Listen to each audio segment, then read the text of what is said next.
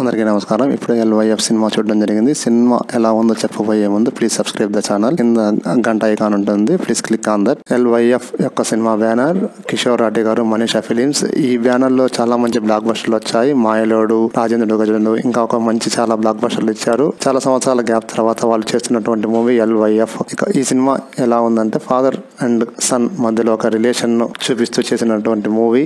ఇక విలన్ ఏంటంటే విలన్ ఓటమి ఎరుగని విలన్, ప్రతి దాంట్లో సక్సెస్ కావాలని, విన్ అవ్వాలని కోరుకుంటూ ఉంటాడు. విలన్ కు గ్యాంబ్లింగ్ అయినటువంటి హార్స్ రేస్ మరియు క్యాసినో ఉంటుంది. హార్స్ రేస్ లో ఒక రోజు హీరో యొక్క ఫాదర్ హార్స్ రేస్ లో బెట్టింగ్ వస్తే అక్కడ హీరో యొక్క ఫాదర్ గెలుస్తాడు. విలన్ దాన్ని జీర్ణించుకోలేక హీరో యొక్క ఫాదర్ ను చంపాలా అని ఫాల్స్ అలిగేషన్స్ అన్ని పెట్టి ఎన్కౌంటర్ చేసి చంపిస్తాడు. హీరో విలన్ మీద ఇలా రివెంజ్ చేసుకుంటాడు. వాళ్ళ నాన్న అన్యాయంగా చంపాడు, ఆ ఫాల్స్ అలిగేషన్ అన్ని తీవించి వాళ్ళ నాన్నని దోషి అని చెప్పి ఎలా ప్రూవ్ చేశాడు అనేది కథాంశంగా తీసుకున్నాడు. ఇందులో ఫాదర్ అండ్ సన్ మధ్యలో ఎక్కడ సీన్స్ కొన్ని ఉన్నాయి కానీ ఎక్కడ కొంచెం కనెక్ట్ అవ్వలేదు, ఎమోషన్ కనెక్ట్ అవ్వలేదనే చెప్పాలి. ఇంకా ఇద్దరు హీరోయిన్లు ఉన్నారు. ఒక హీరోయిన్ అయితే ఎందుకు అన్నట్టుంది. ఇంకా మెయిన్ హీరోయిన్ కూడా లవ్ సీన్స్ అంత బాగా పండలేదనే చెప్పాలి. ఇక ఫస్ట్ హాఫ్ లో కాలేజీ బ్యాక్ డ్రాప్ లో చాలా సీన్స్ ఉన్నాయి. ఆ కాలేజీ బ్యాక్ డ్రాప్ లో సీన్స్ అన్ని రెగ్యులర్ గానే ఉన్నాయి.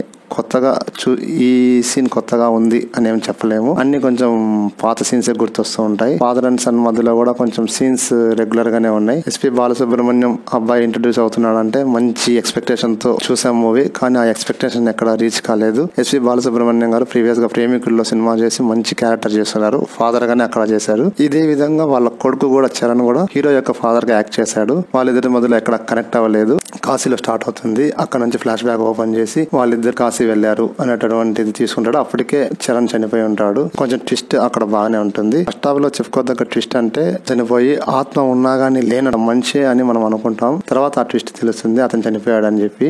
ఆ ట్విస్ట్ తప్ప పెద్దగా చెప్పుకోవాల్సిన పాయింట్ ఏం లేదు. ఎక్కడే గానీ సీన్స్ కొన్ని లాగింగ్ గా ఉన్నాయి. కొంచెం స్క్రీన్ ప్లే కూడా కొంచెం తెలిసిపోతూ ఉంటుంది మనం ముందు ఏం జరుగుతుంది ఏంటి అనేది. ఎక్కడే గానీ టైట్ స్క్రీన్ ప్లే అనేది లేదు. ఇద్దరు హీరోయిన్లు అయితే కొంచెం చూడటానికి కొంచెం అందంగా ఉన్నా కానీ రొమాంటిక్ సీన్స్ గానీ ఇలాంటివి ఎక్కడే గానీ పండించలేకపోయినారు. మరి డైరెక్టర్ ఎందుకు అలా రాసుకున్నాడో ఏమో. ఇక మనీషా ఫిలిమ్స్ లో ఎక్కువ శాతం వచ్చిన సినిమాలన్నీ మనం బాగా ప్రేమించిన వ్యక్తి చనిపోతే దానికి రీజన్ ఏంటి, తర్వాత వాళ్ళ మీద ఎలా రివెంజ్ చేర్చుకున్నాడు అనేటటువంటి కథలే వీళ్ళు ఎక్కువగా ఎంచుకున్నారు. ఎందుకంటే ప్రీవియస్ గా గజేంద్రులో ఏనుగును పెంచుకుంటాడు, అతను చనిపోతే తర్వాత ఆ ఏనుగు ఎలా రివెంజ్ చేర్చుకున్నది, తర్వాత మాయలోడ్ లో కూడా అలానే ఆ పాప చిన్న పాప, ఇలాంటి కథలే వాళ్ళు చేశారు. ఈ సినిమా కూడా ఆ జోనర్ సంబంధించింది. హీరో యొక్క నాన్న ఆ హార్స్ రేస్ లో ఎట్లా గెలుస్తాడు ఏందనేది కూడా అక్కడ అంత ఇంట్రెస్టింగ్ గా ఏం చూపించలేదు. ఏదో కట్ చేశాడు. సినిమా అయితే ఎక్కడ ఇన్వాల్వ్మెంట్ అవ్వలేదు, ఆశించిన స్థాయిలో లేదు. హీరో అయితే కొంచెం పర్వాలేదు. సెకండ్ హాఫ్ లో కొంచెం కామెడీ అక్కడక్కడ ఉన్నా గానీ ఎక్కడ గానీ క్యారెక్టర్ లో కనెక్ట్ అయ్యేంతగా లేదు. సినిమా అయితే ఓవరాల్ గా డిసప్పాయింట్మెంట్ చేసిందనే చెప్పాలి. కిషోర్ రాఠీ బ్యానర్ అంటే కొంచెం ఏదో ఎక్స్పెక్ట్ చేసి వెళ్ళాము. తర్వాత చరణ్ గారు